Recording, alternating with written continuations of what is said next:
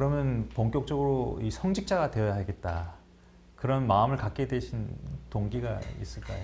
그 동기는 전적으로 제가 이제 뭐 어쨌든 기독 학생 활동을 네. 했기 때문에 교회에 몸담고 있었죠. 어떤 네. 열심히.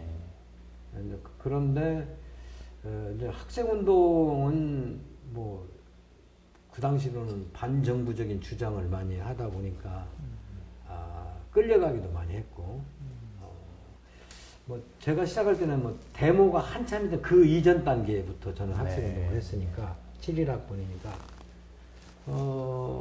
그래서 오히려 내가 평생 지향해야 될 길 중에서 가장 안전한 길이 성직의 길이다. 오히려 저는 그렇게 생각을 해서 네.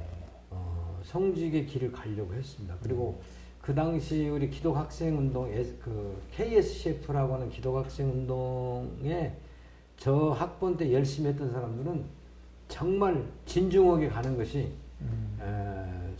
소위 신학교 가는 걸로 그때 이해됐고 네. 그 뒤에 이제 학생들은 현장으로 네. 그래서 유장 취업 같은 것도 나오고 그랬지 않습니까? 그 뒤에 뭐 그런 거 저희 때는 그래서 사실은 이제 성직을 지망하게 됐고 네. 그때는 성직을 지망하면 성공의 성직자는 생각은 안 했어요. 네. 그때는 성공회를 몰랐었고 그러다가 우연히 성공의 성직자 한 분을 만났습니다. 지금 돌아가셨지만 그분을 저는 이제 은사라고 생각하시는데 그분의 이야기를 듣고 내가 성공의 성직자가 되어야 되겠다 생각을 했습니다. 그렇게 해서 출발하시게 되셨던 이제 성직자 생활이 이제 38년간 예. 하게 되셨고 지난 2018년도에 은퇴를 하셨습니다.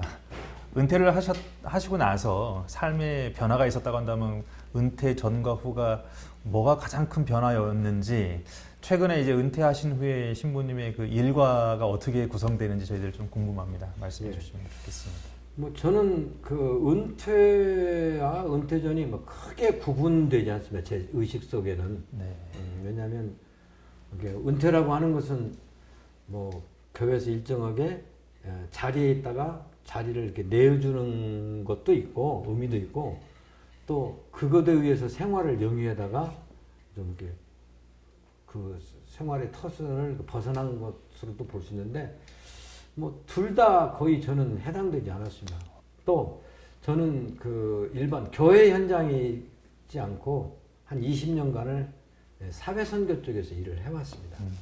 그래서 이제 사제로서 사회선교 현장에 있는 사람들에게 뭐 기독교 사회운동 또 사회복지의 어떤 이론적인 것과 영성을 제공하는 것이 제 보통 사제로서의 임무였고 또 삶은 그냥 사회운동 현장에서 뭐 신자들과 똑같이 이렇게 활동하는 것이었고 또 그것에 대해서 그냥 뭐 어떤 현장을 뺏기거나 그러지는 않기 때문에 또 제가 오히려 시간이 오히려 많아서 다른 종교를 오늘날 지금 이게 제가 초종교연합 같은 것도 이렇게 활동할 수 있는 것이 오히려 은퇴를 해서 내가 찾아가서 보고 하다 보니까 이런 것도 있고 이런 활동이 참 좋은 활동이구나를 생각할 수 있는 것이 나 이제 은퇴 후에 다른 활동입니다.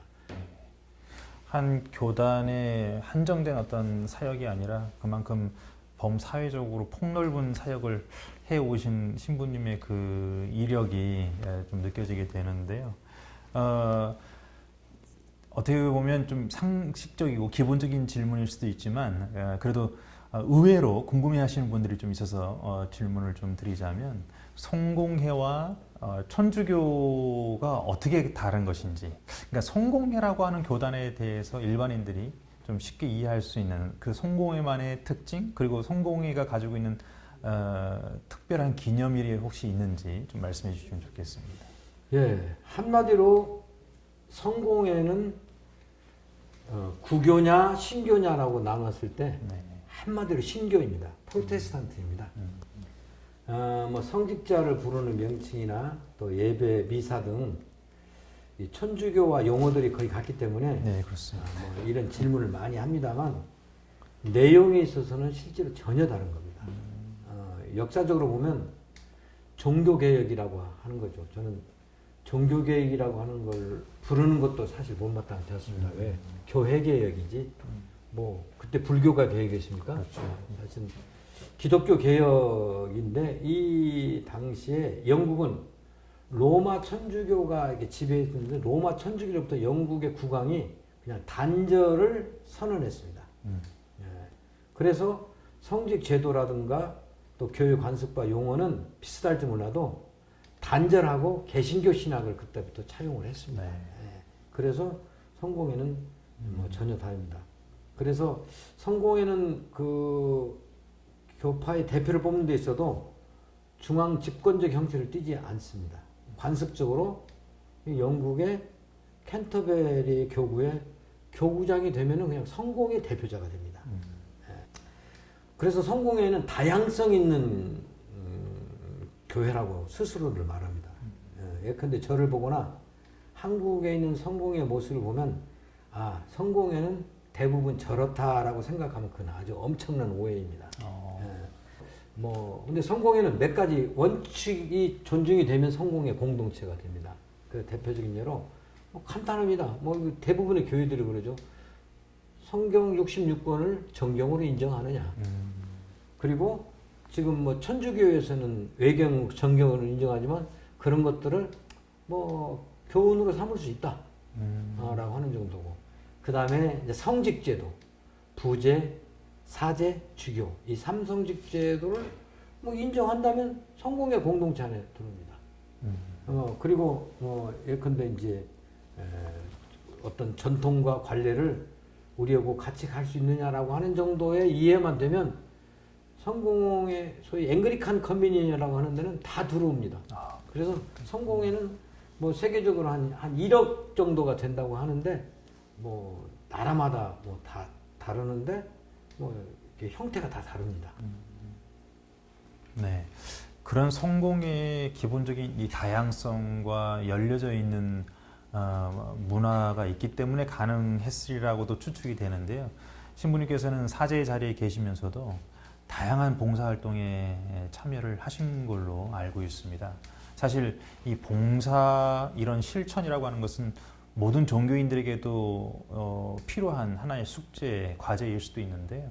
이렇게 다양하게 사회활동과 연결되어진 봉사활동에 참여하시게 되셨던 어떤 동기, 그것이 무엇인지 궁금하고 특별히 지금까지 해오셨던 사회활동, 봉사활동 가운데 기억이 나시는 에피소드가 있다고 한다면 소개를 해주시면 좋겠습니다. 네. 저는 성직자의 길을 선택한 것이 마치 어떤 사람이 말하듯이 신비한 계시나 보이지 않는 어떤 힘이 나에게 작용해서 내가 마치 어떤 신적인 능력에 이끌려서 성직자가 되었다고 그렇게 생각해보거나 뭐 그런 적이 없으니까 네. 또 그렇게 말해본 적도 단 한 번도 없습니다. 지금도 단 한 번도 100%도 내 의지, 내 생각에 의해서 성직자가 됐고 남한테 이끌려서 이렇게 됐다고 생각을 하지 않습니다. 그 예로 저는 제가 성직자의 길을 택했을 때 저희 아버지는 뭐 엄청난 반대였습니다. 거의 방해에 가까운 반대를 내가 받았음에도 불구하고 제 고집으로 이 길을 갔고 물론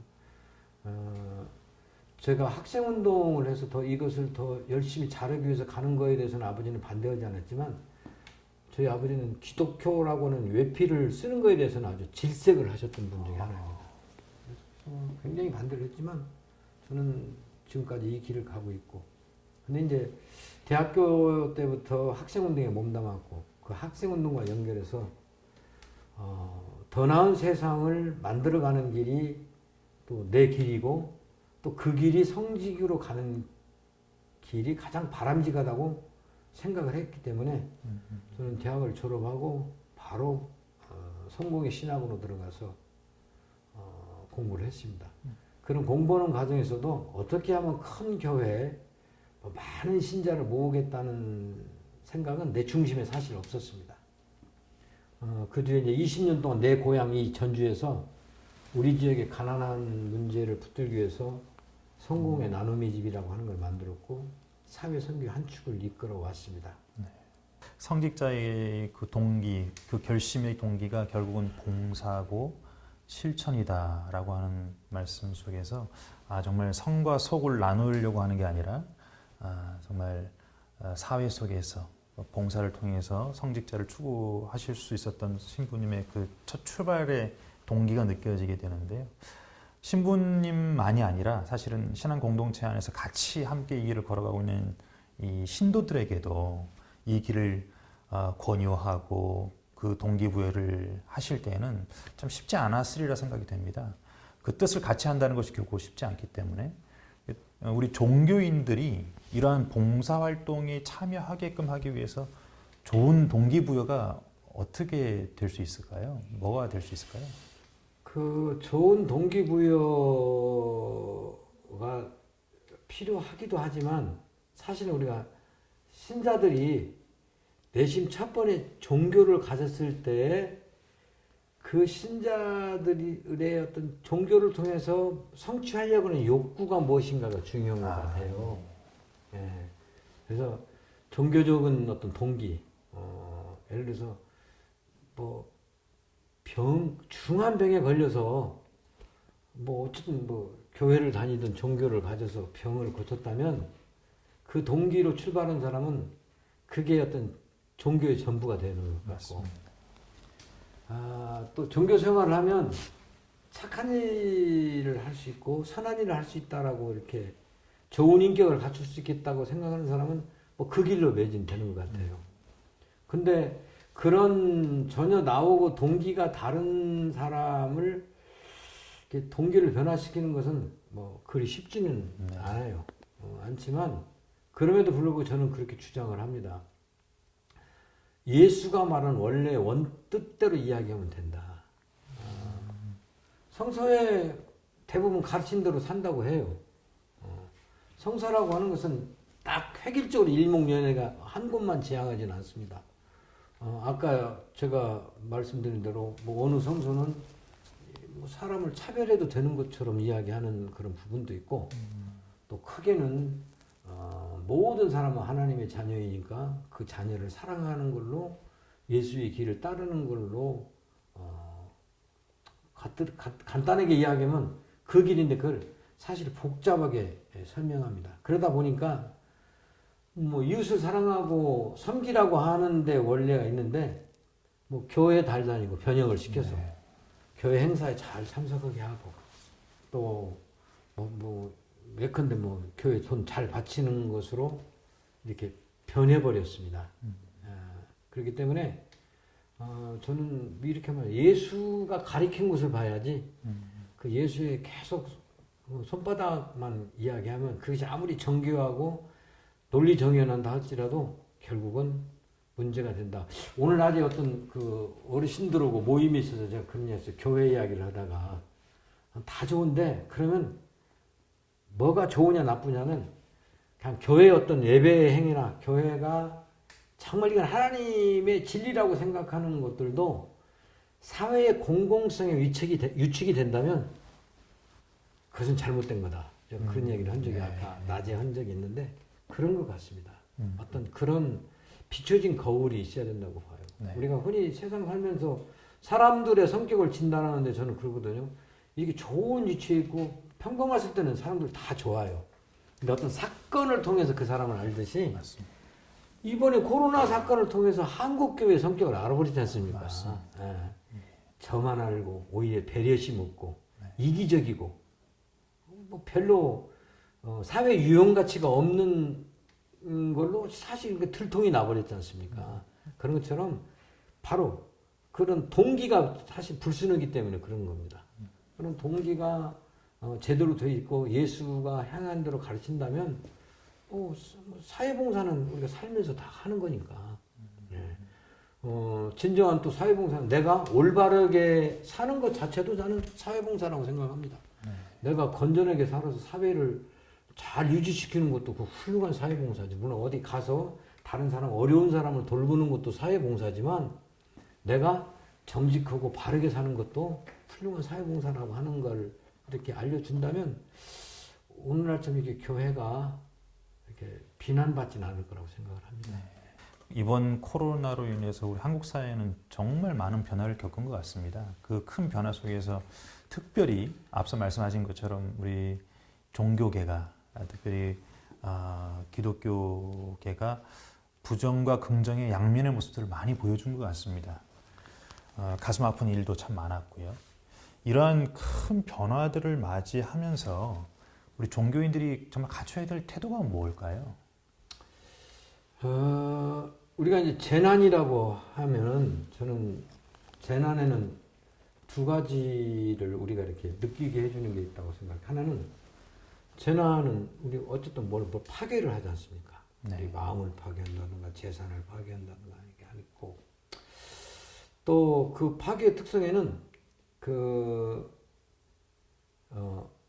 우리가 지나쳤던 것들을 생각해 보기에는 그런 긍정적인 부분도 있다고 생각해요. 네. 그러니까 우리가 이 코로나 재난을 맞이하면서 우리가 일상적으로 매일 만나고 했던 일상적인 삶이 얼마나 소중하다는 것을 정말 느끼게 해준 것이 아마 이건 코로나가 우리에게 보여준 그런 드러냄이라고 봅니다. 근데 이제 이 코로나를 통해서 사회적 거리두기라고 하는 말이 나오잖아요. 거리두기. 네. 근데 거리를 둔다고 하는 것은 이게 소위 사회적인 것이 아니거든요. 네. 근데 아주 역설적인 표현이라고 저는 봐요. 그러니까 그 사회적 거리두기라고 했을 때는 사회적으로 거리를 둔다고 하는 것은 오히려 사회적으로 그 사람을 배려한다고 하는 그런 역설적인 숨겨진 의미가 있는 것 아니겠습니까? 네. 그럼에도 불구하고 한국 교회들은 이렇게 막 우리는 열심히 모이고 이런 것에 대해서 방해를 받는 그런 생각 때문에 더 열심히 모이다 보니까 이제 더 감염이 되고 이제 이런 사태가 일어났는데 그것은 우리 기독교의 덕목이라고 하는 것이 저는 그 섬김과 나눔이 있다고 봐요. 네. 섬김과 나눔 두 가지. 그러니까 그 섬김 안에는 코이노니아라고 하는 게 있는데 그 코이노니아를 못하게 하는 거죠. 네. 네. 실질적으로 우리 소위 전통적인 교인일수록 자기가 몸담은 교회 안에 문화가 거기가 있고 삶이 거기에 다 있고 거기서 재미도 느끼고 거기서 가치도 발견하고 했는데 그것을 못 오게 하니까 아마 힘들었을 거라는 생각이 들어요. 저는 그 이해를 해요. 근데 이제 또 하나는 그 나눔이라고 하는 것은 바꿔 말하면 일종의 사귐이거든요. 네. 근데 그 사귐을 교회 안에서 하라고 하는 것과 있고 세상에 나가서 섬겨라고 하는 것도 두 가지가 있는데 그 너무 한 가지만 치중하다 보니까 우리가 좀 그런 부작용을 맞이한 것 같아요. 네. 자기들끼리 교회 안에서 아성을 쌓고 그렇게 하다 보니까 그걸 못하게 될수는 좀 허무하고 네. 또 뭐 그게 이제 경제적으로 뭐 헌금이 떨어진다고 뭐 이런 것도 있을 수 있습니다만 실제로 자기들이 가지는 문화 자체가 부정되니까 굉장히 힘들었다고 생각을 해요. 그래서 그런 부분에서 저는 우리가 하는 어떤 친교 행위, 그 다음에 또 사귐의 우리끼리의 코이노니아가 사회적 공공성에 침해받을 때는 문제가 될 수 있다고 하는 것들을 우리가 좀 느껴야 됩니다. 그래서 여기서 기독교가 벗어나지 않는다면 기독교 종말이라고 생각을 하는 정도로 생각을 합니다. 우리 한국 사회가 정말 다종교 사회구나라고 하는 느낌을 갖게 됩니다.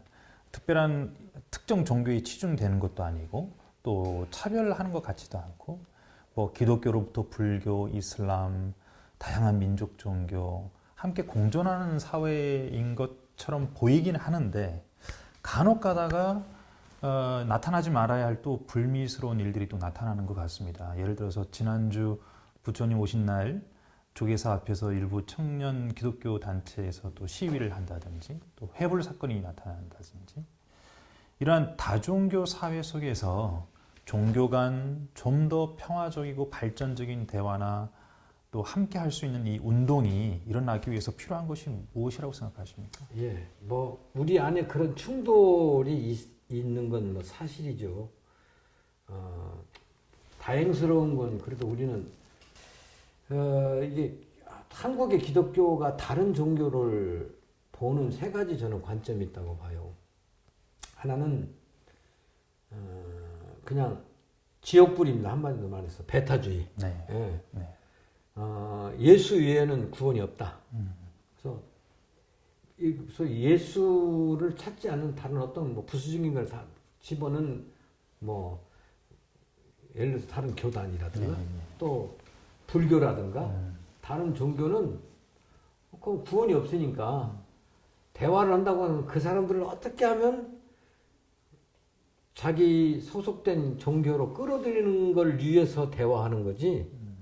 뭐 너희는 어떻게 사느냐? 너희의 종교적인 어떤 것을 뭐 알기 위해서도 만나지 않는다고 생각합니다. 네. 그래서 뭐 그런 부류들이 가서 그냥 뭐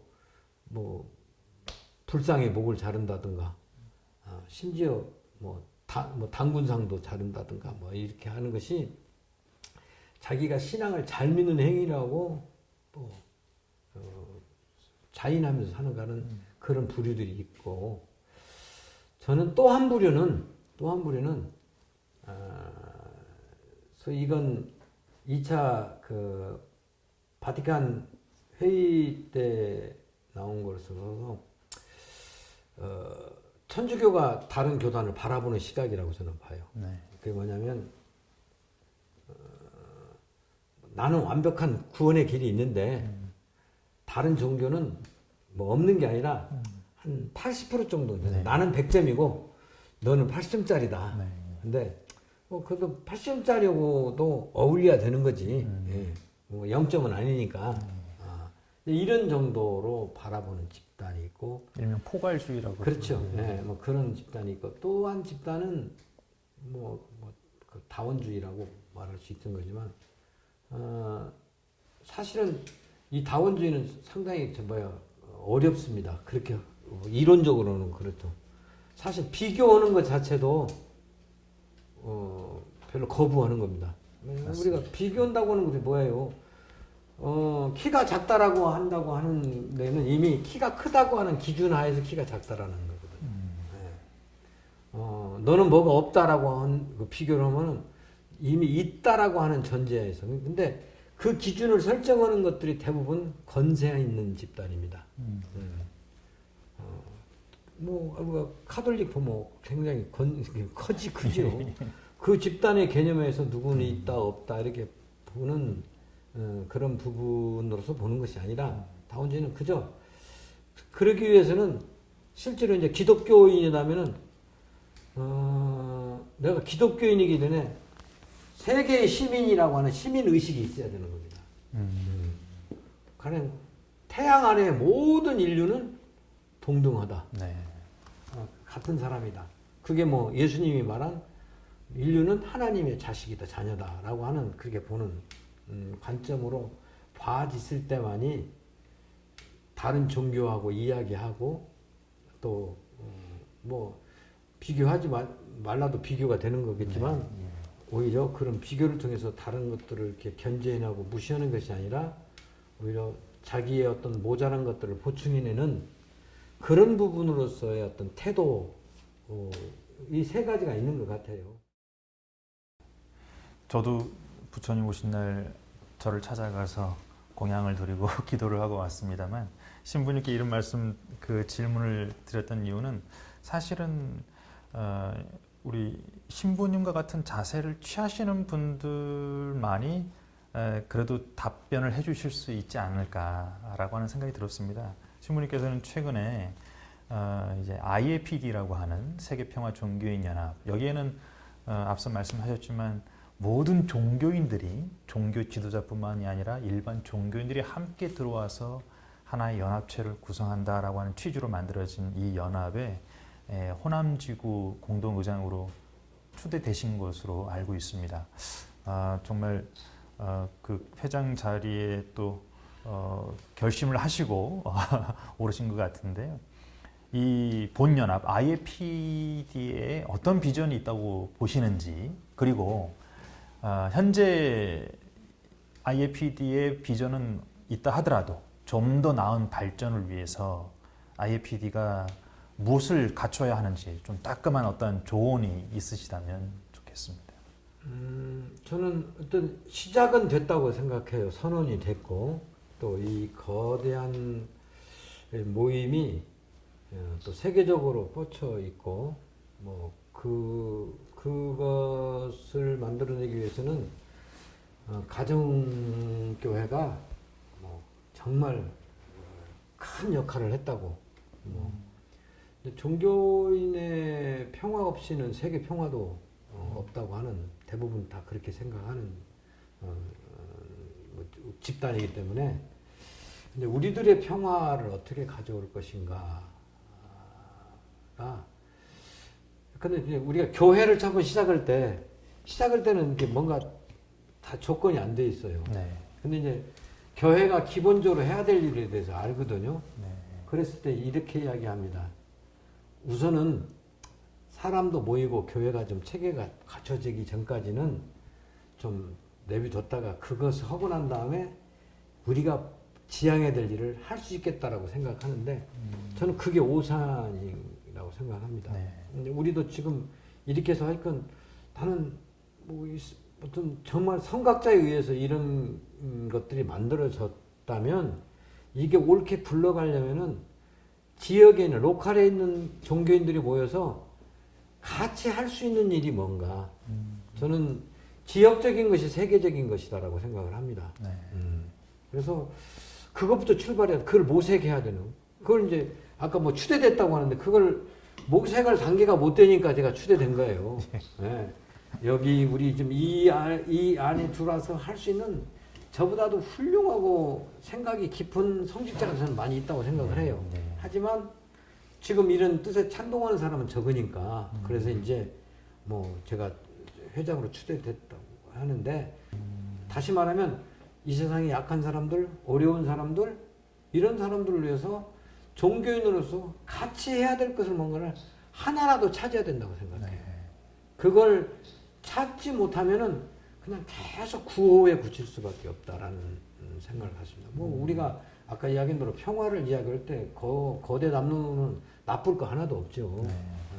유엔이 세계 평화를 위해서 존재하지만 그 유엔이 지금 미얀마 사태를 중국이 하나 반대하니까 해결하지 못하고, 팔레스타인이 또 미국이 또 저러니까 또 아무 소리도 못하고 하는 그런 역학적인 관계를 우리가 바라보면서 지금 살고 있지 않습니까? 네. 그러려면 우리 종교인들끼리, 저는 일단은 로컬에서 같은 모임에서 같이 만나는 사람들끼리 할 수 있는 일을 만들고, 나는 거기에다가 모든 에너지를 우선은 쏟아야 된다고 생각합니다.